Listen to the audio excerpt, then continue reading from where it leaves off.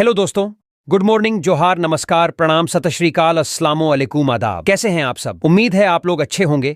आज है 9 दिसंबर 2024, दिन सोमवार, बांग्ला तिथि 23 आघन, और आज हम हर रोज की तरह फिर से हाजिर हैं झारखंड के तमाम छोटी बड़ी खबरों के साथ। इससे पहले अभी तक आपने B2B news Jharkhand news channel को सब्सक्राइब नहीं किया है तो सब्सक्राइब कर दीजिए, ताकि झारखंड में होने वाली तमाम छोटी बड़ी खबरों से खुद को अपडेट रहें और जानकारी से अवगत हो सकें। तो चलिए बात करते हैं आज के तमाम छोटी बड़ी खबरों पर नजर डालते हैं। मुख्यमंत्री जी, मैया सम्मान योजना में स्थिति पर अविलंब संज्ञान लीजिए। माताएं बहनें हो रही हैं परेशान। बाबूलाल। मुख्यमंत्री जी, अविलंब स्थिति का संज्ञान लें और 4 महीनों के लंबित किश्त भुगतान को सुनिश्चित करने के साथ साथ मैया सम्मान योजना की प्रक्रिया को भी सरल बनाएं, ताकि माताएं बहनें आसानी से योजना का लाभ प्राप्त कर सकें। यह आग्रह झारखंड बीजेपी के स्टेट प्रेसिडेंट बाबूलाल मरांडी ने सूबे के मुख्यमंत्री हेमंत सोरेन से किया है। एक्स पर पोस्ट शेयर कर सीएम से किया आग्रह। सोशल मीडिया प्लेटफॉर्म एक्स पर परेशान महिलाओं का वीडियो वाला पोस्ट शेयर करते हुए बाबूलाल मरांडी ने कहा है कि प्रदेश की माताएं बहनें मैया सम्मान योजना में हो रही लापरवाहियों से सशंकित हैं। 4 महीनों से लंबित किश्त का भुगतान न होने से इन महिलाओं का धैर्य अब जवाब देने लगा है। फॉर्म भरने और जानकारी प्राप्त करने के लिए अंचल कार्यालयों में जाने वाली महिलाओं को अव्यवस्था और लचर प्रणाली का शिकार होना पड़ रहा है। इस लचर रवैये ने सरकार की मंशा पर गंभीर प्रश्न चिन्ह खड़ा कर दिया है। इरफान अंसारी की बड़ी घोषणा, स्वास्थ्य मंत्री पद संभालते ही करेंगे यह बड़ा काम। जामताड़ा, आज सोमवार को इरफान अंसारी झारखंड के स्वास्थ्य मंत्री का कार्यभार संभालने जा रहे हैं। पदभार संभालने से पहले उन्होंने स्वास्थ्य क्षेत्र में सुधार को लेकर कई अहम घोषणाएं की हैं। मंत्री ने कहा कि अगर किसी निजी अस्पताल में इलाज के दौरान मरीज की मौत होती है तो शव को बिना बिल चुकाए परिजनों को सौंपना होगा। उन्होंने कहा कि यह कदम अस्पतालों के मनमाने रवैये को रोकने के लिए उठाया जाएगा और ऐसा नहीं करने वाले अस्पताल संचालकों के खिलाफ सख्त कार्रवाई की जाएगी। मंत्री ने कहा कि निजी अस्पतालों ने इलाज को व्यवसाय बना लिया है और आयुष्मान योजना के मापदंडों का पालन नहीं कर रहे हैं। उन्होंने स्पष्ट किया कि इस योजना के तहत सभी अस्पतालों को आवश्यक मापदंडों का पालन करना होगा। जो अस्पताल मापदंडों में गड़बड़ी करेंगे उनके खिलाफ कड़ी कार्रवाई की जाएगी। आयुष्मान कार्ड वाले मरीजों के इलाज में अनियमितताओं पर मंत्री ने कहा कि ऐसे मामलों की उच्च स्तरीय जांच की जाएगी और दोषी पाए गए अस्पतालों को सील कर उनके मालिकों को जेल भेजा जाएगा। मंत्री ने सरकारी अस्पतालों के सुधार की बात भी की। उन्होंने कहा कि झारखंड के सरकारी अस्पतालों को दिल्ली के अस्पतालों के स्तर तक बेहतर बनाया जाएगा, ताकि मरीजों को सभी आवश्यक सुविधाएं उपलब्ध हो सकें। फर्जी डॉक्टरों के खिलाफ कार्रवाई, जामताड़ा में कार्यकर्ताओं और समर्थकों से मिले मंत्री इरफान अंसारी ने वहां के स्वास्थ्य विभाग में काम कर रहे फर्जी डॉक्टरों पर भी कड़ी कार्रवाई का आश्वासन दिया। उन्होंने कहा कि फर्जी डिग्री के आधार पर काम करने वालों के खिलाफ जांच होगी और दोषी पाए गए डॉक्टरों को जेल भेजा जाएगा। बेरोजगार युवाओं के लिए स्वास्थ्य विभाग में अवसर मंत्री ने यह भी कहा कि स्वास्थ्य विभाग में काम करने के लिए स्थानीय बेरोजगार युवाओं को अवसर दिया जाएगा। इस कदम से न केवल रोजगार के अवसर पैदा होंगे, बल्कि विभाग में गुणवत्ता भी बढ़ेगी। झारखंड में यहां खूब चले लाठी डंडे, चमकियों, तलवारें, 1 दर्जन से ज्यादा लोग घायल। झारखंड के चतरा जिले से एक दुखद खबर है, जहां ईंटखोरी के परोका गांव में बीती रात जमीन विवाद को लेकर 2 पक्षों के बीच खूनी संघर्ष हो गया। इस दौरान खूब लाठी डंडे और ईंट पत्थर चले, साथ ही तलवारें भी चलीं। इस मारपीट में 13 लोग घायल हो गए हैं। इनमें से 4 की हालत गंभीर बनी हुई है। इन्हें हजारीबाग मेडिकल कॉलेज व अस्पताल में भर्ती कराया गया है। वहीं मारपीट की सूचना मिलने पर पुलिस मौके पर पहुंची और हालात को अपने नियंत्रण में लिया। थानेदार अभिषेक सिंह ने बताया कि इस मामले में दोनों पक्षों की ओर से अलग अलग आवेदन दिए गए हैं। पहले जख्मी लोग अपना इलाज करवा लें, उसके बाद आगे की कानूनी कार्रवाई की जाएगी। उन्होंने बताया, एक प्लॉट पर एक पक्ष चहारदीवारी उठा रहा था। दूसरे पक्ष के आपत्ति जताने पर दोनों ओर से मामला बढ़ गया। महिलाओं को भी नहीं बख्शा गया। पुलिस ने मौके पर पहुंचकर स्थिति को नियंत्रण में लिया। घायलों में एक पक्ष से 36 वर्षीय प्रदीप रामपिता, 42 वर्षीय सुधीर राम, 70 वर्षीय रामस्वरूप राम, 14 वर्षीय प्रिंस कुमार, 40 वर्षीय सोनू देवी, 35 वर्षीय खुशबू कुमारी, 60 वर्षीय जानकी देवी शामिल हैं। वहीं दूसरे पक्ष से 55 वर्षीय नरेश राम, 45 वर्षीय सुनीता सेवी आदि हैं। रांची में विधानसभा सत्र से पहले ही लगी निषेधाज्ञा, पक्ष विपक्ष दोनों की है पूरी तैयारियां। झारखंड विधानसभा का पहला सत्र आज सोमवार 9 दिसंबर से शुरू हो रहा है। 4 दिनों तक चलने वाले इस सत्र की सारी तैयारियां पूरी हो चुकी हैं। इस क्रम में विधानसभा कैंपस से 200 मीटर के दायरे में निषेधाज्ञा लगा दी गई है। वहीं विधानसभा सत्र को लेकर सत्ता पक्ष और विपक्ष के विधायकों की आज 8 दिसंबर को बैठकें बुलाई गई हैं। सत्ता पक्ष की बैठक 3 बजे से, मुख्यमंत्री आवास में सत्ता पक्ष के विधायकों की बैठक आज 3 बजे से बुलाई गई है। वहीं भाजपा ने शाम 7 बजे अपने विधायकों की बैठक पार्टी कार्यालय में बुलाई है। बता दें कि भारतीय जनता पार्टी भाजपा के विधायक दल के नेता का चयन अब तक नहीं हो पाया है। ऐसे में आशंका है कि नई विधानसभा का पहला सत्र नेता प्रतिपक्ष के बिना ही हो। झारखंड विधानसभा सत्र के मद्देनजर विधानसभा परिसर के 200 मीटर के दायरे में 4 दिन आज 9 दिसंबर की सुबह 8 बजे से 12 दिसंबर की रात 10 बजे तक के लिए निषेधाज्ञा लगाई गई है। एसडीओ उत्कर्ष कुमार ने इससे संबंधित आदेश जारी कर दिया है। इस दौरान विधानसभा के 200 मीटर के दायरे में जुलूस, रैली, प्रदर्शन, घेराव आदि पर पूर्ण रूप से रोक रहेगी। 4 दिवसीय विधानसभा सत्र में किस दिन क्या? 9 दिसंबर विधायकों को शपथ दिलाई जाएगी। 10 दिसंबर शेष विधायकों को शपथ दिलाई जाएगी। 10 दिसंबर विधानसभा के नए अध्यक्ष का चुनाव होगा। 11 दिसंबर राज्यपाल संतोष गंगवार का अभिभाषण होगा। 11 दिसंबर सरकार दूसरा अनुपूरक बजट सदन के पटल पर रखेगी।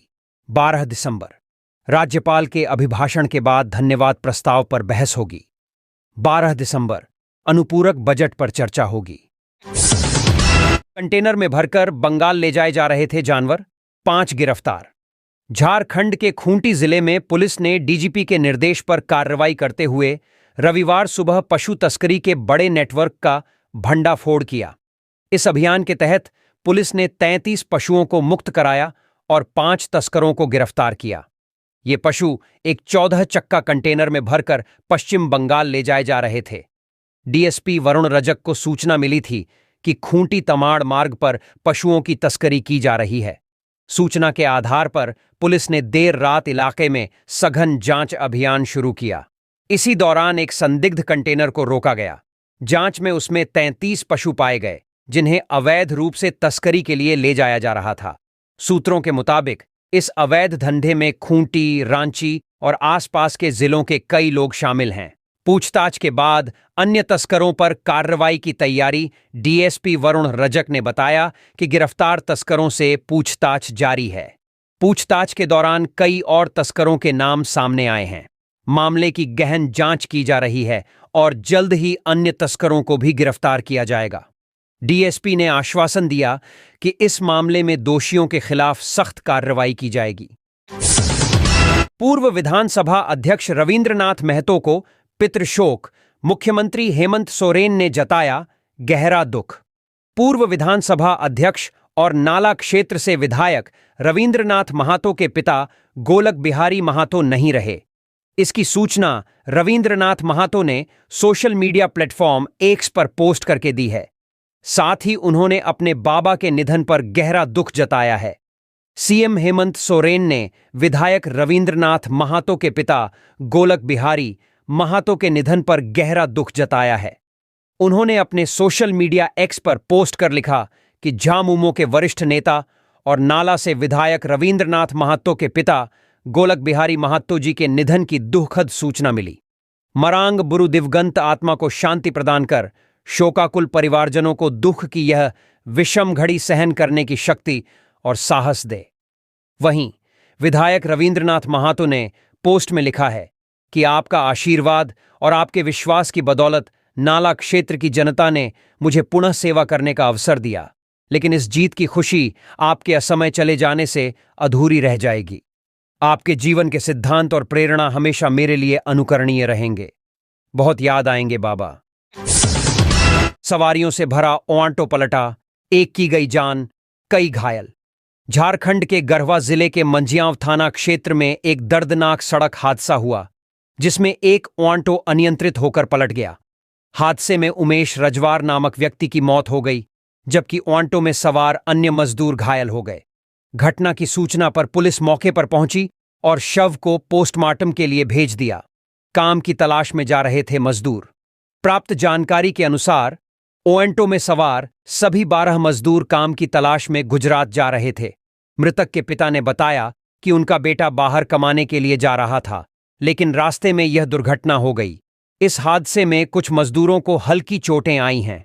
प्रखंड प्रमुख के पति प्रेम शंकर दुबे ने कहा कि क्षेत्र में सरकारी काम न मिलने और मनरेगा योजना का लाभ न के बराबर मिलने की वजह से मजदूर रोजगार के लिए पलायन करने को मजबूर हैं। ग्रामीणों में आक्रोश।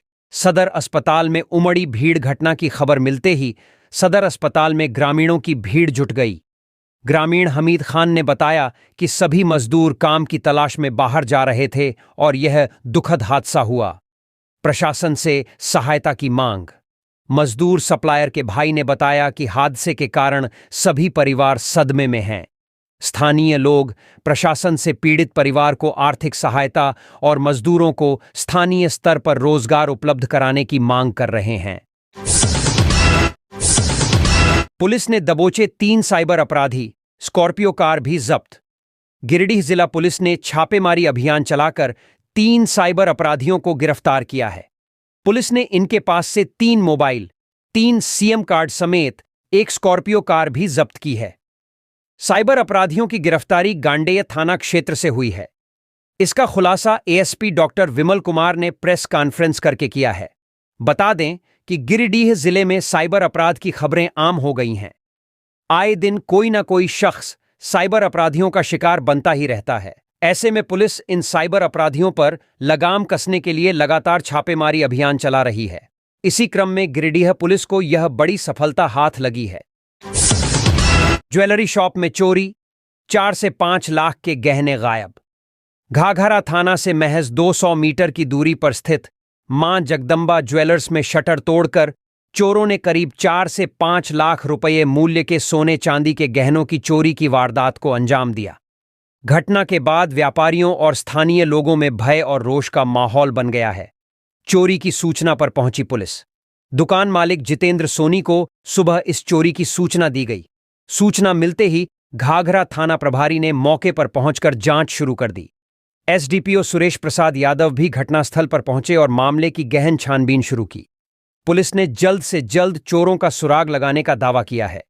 पुलिस टीम इस मामले में सीसीटीवी फुटेज की जांच कर रही है और चोरी में शामिल लोगों को पकड़ने के लिए छानबीन तेज कर दी है। पुलिस ने कहा है कि चोरों को जल्द सलाखों के पीछे किया जाएगा और घटना की जांच पूरी तरह से की जा रही है। डीजीपी अनुराग गुप्ता ने राज्य के सभी एसएसपी और एसपी को दिए ये सख्त दिशा निर्देश। झारखंड के डीजीपी अनुराग गुप्ता ने सभी जिलों के एसएसपी और पुलिस अधीक्षकों एसपी को निर्देश दिया है कि उनके अधीन थानों में समय पर एफआईआर दर्ज की जाए और जनता के साथ अच्छा व्यवहार किया जाए। डीजीपी ने इस संबंध में दिशा निर्देश जारी किए हैं ताकि पुलिसकर्मियों के व्यवहार में सुधार हो और आम जनता के प्रति उनकी जिम्मेदारी बेहतर तरीके से निभाई जा सके। साइबर अपराध, एससी/एसटी समुदाय, मानव तस्करी और महिलाओं से संबंधित अपराधों में पीड़ितों की शिकायतों पर तत्काल एफआईआर दर्ज कर कार्रवाई शुरू करने का आदेश दिया गया है। डीजीपी ने यह भी कहा कि किसी भी शिकायतकर्ता के आवेदन पर क्षेत्र के ध्यान दिए बिना संबंधित थाने में तुरंत एफआईआर दर्ज की जाए। उन्होंने स्पष्ट किया कि यदि किसी थाना प्रभारी द्वारा जनता की शिकायतों पर कार्रवाई नहीं की जाती है तो लोग अपनी शिकायत वरीय अधिकारियों, पुलिस महानिरीक्षक, पुलिस उप महानिरीक्षक, पुलिस अधीक्षक तक पहुंचा सकते हैं। साथ ही पुलिस अधीक्षकों और क्षेत्रीय पुलिस उप महानिरीक्षकों को थानों का दौरा करते समय थाना प्रभारियों और कर्मियों को जनता के साथ अच्छा व्यवहार करने के लिए प्रेरित करने का निर्देश दिया गया है। डीजीपी ने अपराध अनुसंधान विभाग और विशेष शाखा के पुलिस महानिरीक्षक को यह सुनिश्चित करने के लिए कहा है कि हर जिले में तैनात पुलिसकर्मी जनता के साथ दुर्व्यवहार करने वाले अधिकारियों पर नजर रखें। यदि कोई मामला सामने आता है तो इसकी सूचना पुलिस महानिदेशक को दी जाए ताकि कड़ी अनुशासनात्मक कार्रवाई की जा सके। स्वामी सत्यानंद महाराज का फूल मालाओं से हुआ स्वागत। 12 दिसंबर तक सत्संग का उठाएं लाभ। पाकुड़ 108 श्री श्री स्वामी सत्यानंद जी महाराज परमहंस पाकुड़ पधार चुके हैं। हर वर्ष की भांति इस वर्ष भी भारी संख्या में श्रद्धालुओं ने उनका फूल मालाओं से स्वागत किया। स्वामी जी का पाकुड़ श्यामनगर स्थित वर्मा विद्यालय में आगमन हुआ है। प्रतिदिन सत्संग का समय तय। स्वामी सत्यानंद महाराज यहां 12 दिसंबर तक प्रवास करेंगे। सत्संग का समय प्रतिदिन सुबह 10:30 बजे से 12:30 बजे तक है, जब संध्या 6 बजे से 8 बजे तक श्रद्धालुओं से रूबरू होंगे।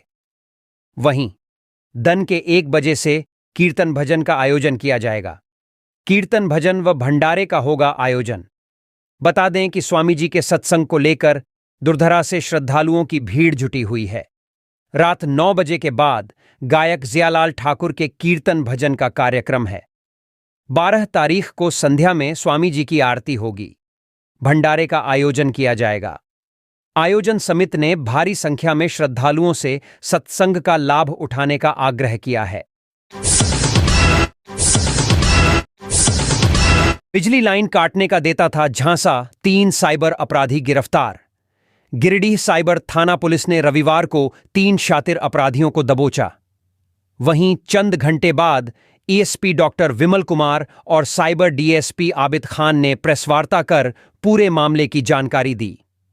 इस दौरान एसपी ने बताया कि गिरफ्तार तीनों अपराधी अहिल्यापुर थाना इलाके के पंदनिया गांव निवासी पंकज मंडल, कैलाश मंडल और घोसको गांव निवासी दीपक मंडल शामिल हैं। इसमें पंकज मंडल ने इसी साइबर अपराध से इतना संपत्ति जरूर खड़ा कर लिया कि वो एक नया स्कॉर्पियो गाड़ी तक खरीद लिया। वहीं इन तीनों अपराधियों के पास से 3 सिम कार्ड के साथ 3 स्मार्ट मोबाइल भी बरामद किया गया है और तीनों मोबाइल और सिम कार्ड को खंगाला जा रहा है। तीनों को सुबह में उस वक्त पर दबोचा गया जब तीनों अपराधी गांडेय थाना इलाके के डाक बंगला रोड में सड़क किनारे अपराध की योजना ही बना रहे थे। इसी दौरान गुप्त सूचना के आधार पर तीनों को दबोचा गया। वैसे तीनों अपराधी किसी भी नंबर पर कॉल कर बिजली विभाग के अधिकारी बनकर उनसे बात करते और सामने वाले से कहते कि उनका बिजली बिल काफी बकाया हो चुका है, अगर बिल जमा नहीं किया तो लाइन काट दिया जाएगा। और कई बिजली उपभोक्ता इनके झांसे में फंसकर हजारों रुपए उड़ा चुके थे। प्रेसवार्ता में साइबर डीएसपी आबिद खान भी मौजूद थे। ग्रामीण विकास मंत्री दीपिका पांडेय सिंह के पति रत्नेश कुमार सिंह की तारीफ सोशल मीडिया पर वायरल हुआ फेसबुक पोस्ट। झारखंड की ग्रामीण विकास मंत्री दीपिका पांडेय सिंह का एक फेसबुक पोस्ट इन दिनों सोशल मीडिया पर खूब वायरल हो रहा है। इस पोस्ट में दीपिका ने अपने पति रत्नेश कुमार सिंह के साथ अपनी तस्वीर साझा की, जिसके बाद लोग उनकी तारीफ करने लगे हैं। सोशल मीडिया यूजर्स का कहना है कि हर महिला को ऐसा पति मिले तो उसे अपने सपनों को पूरा करने से कोई नहीं रोक सकता। पोस्ट में दीपिका ने फिल्म तमाशा के गीत अगर तुम साथ हो तो जमाना जीत लेंगे हम के 2 शब्दों के साथ लिखा, अगर तुम साथ हो, हर परिस्थिति में मजबूती से साथ खड़े रहते हैं रत्नेश। दीपिका का यह पोस्ट उनके पति रत्नेश के प्रति उनकी भावनाओं को दर्शाता है, जो हमेशा उनके साथ खड़े रहते हैं। डीजीपी अनुराग गुप्ता चाईबासा पहुंचे। नक्सलियों के खिलाफ चलाए जा रहे अभियान पर की चर्चा। झारखंड के नए पुलिस महानिदेशक डीजीपी अनुराग गुप्ता रविवार को चाईबासा पहुंचे।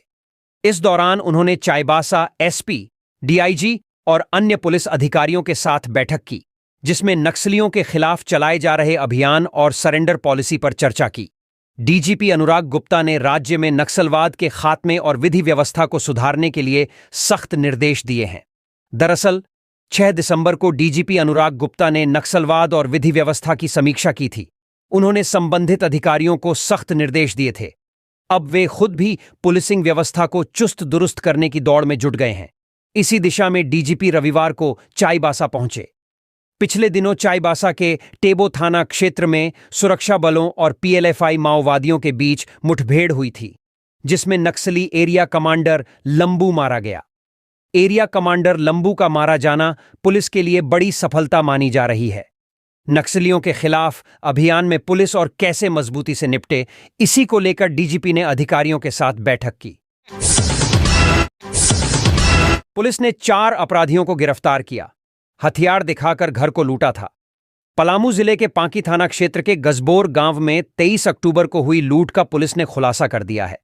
घटना में शामिल 4 अपराधियों को गिरफ्तार किया गया है, जिनमें से एक अपराधी ने अपना जुर्म स्वीकार कर लिया है। पुलिस ने लूटी गई संपत्ति भी बरामद की है, जिसमें सोने चांदी के जेवरात, मोबाइल और अन्य सामान शामिल हैं। पुलिस ने बताया कि 23 अक्टूबर को रात करीब 1 बजे 6 अपराधियों ने कृष्णा सोनी के घर में घुसकर हथियार का भय दिखाया और सोने चांदी के जेवरात और रुपए लूट लिए थे। इस संदर्भ में पांकी थाना में कांड संख्या 134/2024 धारा 310(2) बीएनएस दर्ज किया गया था। घटना के बाद पुलिस अधीक्षक पलामू के निर्देश पर अनुमंडल पुलिस पदाधिकारी लेस्लीगंज के नेतृत्व में एक छापामारी टीम गठित की गई। 7 दिसंबर को गुप्त सूचना मिली कि घटना में शामिल संदिग्ध अपराधी दूब गांव में मौजूद है। इसके बाद छापेमारी टीम ने उसे गिरफ्तार किया, जिसने अपना जुर्म स्वीकार कर लिया और अन्य अपराधियों के नाम भी बताए।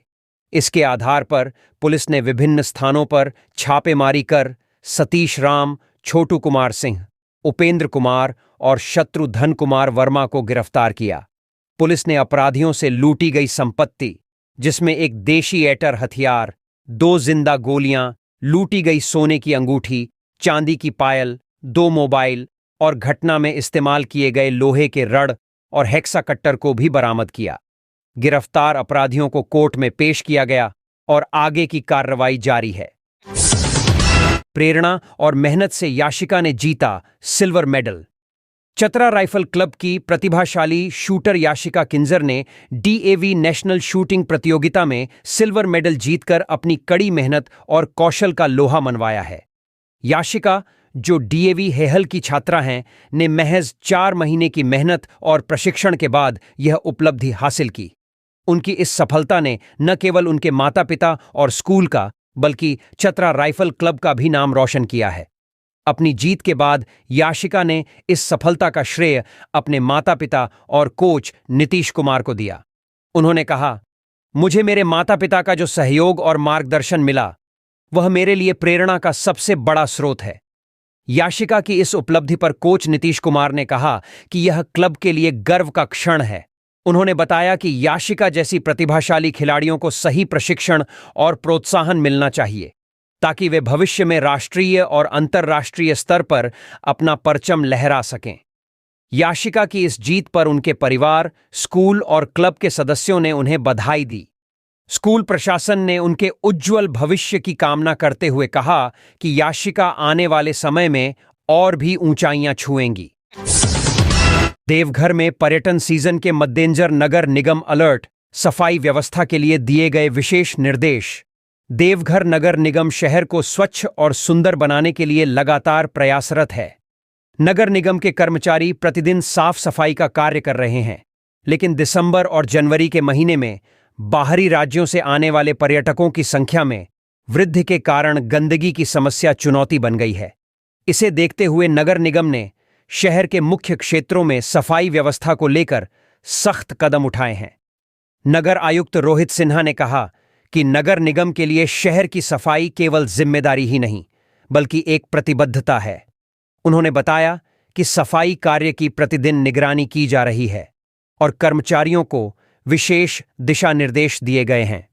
टावर चौक, त्रिकुट पहाड़, नंदन पहाड़ी, मंदिर क्षेत्र जैसे मुख्य इलाकों में सफाई व्यवस्था को प्राथमिकता दी जा रही है, क्योंकि ये क्षेत्र पर्यटकों की आवाजाही के मुख्य केंद्र हैं।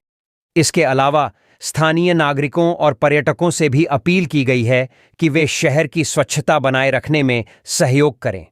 निगम ने एक कंट्रोल रूम भी स्थापित किया है, जहां गंदगी से संबंधित किसी भी शिकायत पर त्वरित कार्रवाई की जाएगी। देवघर एक प्रमुख धार्मिक और पर्यटन स्थल है, जहां देश विदेश से लोग घूमने आते हैं। नगर निगम का कहना है कि उनकी कोशिश है कि पर्यटकों के बीच देवघर की छवि स्वच्छ और आकर्षक बनी रहे। स्थानीय नागरिकों और पर्यटकों से अपील की गई है कि वे किसी भी गंदगी की सूचना तुरंत नगर निगम को दें ताकि शहर को स्वच्छ रखा जा सके। इंडिया गठबंधन की बैठक खत्म, रविंद्रनाथ महातो बने विधानसभा स्पीकर।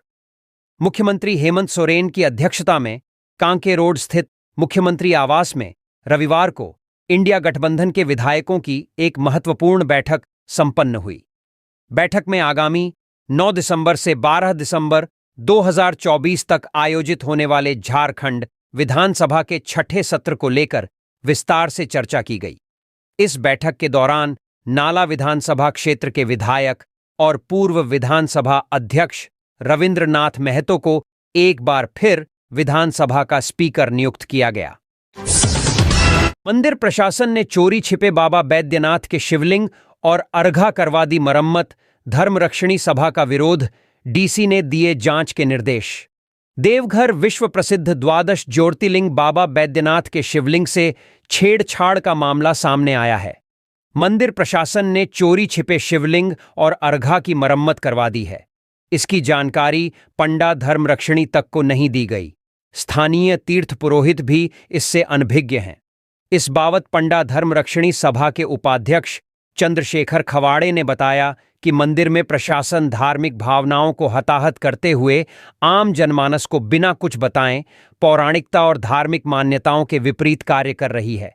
पंडा धर्मरक्षिणी सभा बैठक कर लेगी, निर्णय सभा इसका विरोध करती है और ऐसे कुकृत्यों की निंदा करती है।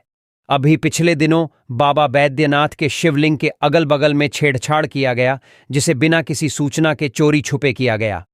यह काफी दुर्भाग्यपूर्ण और धर्म विरोधी कृत्य है।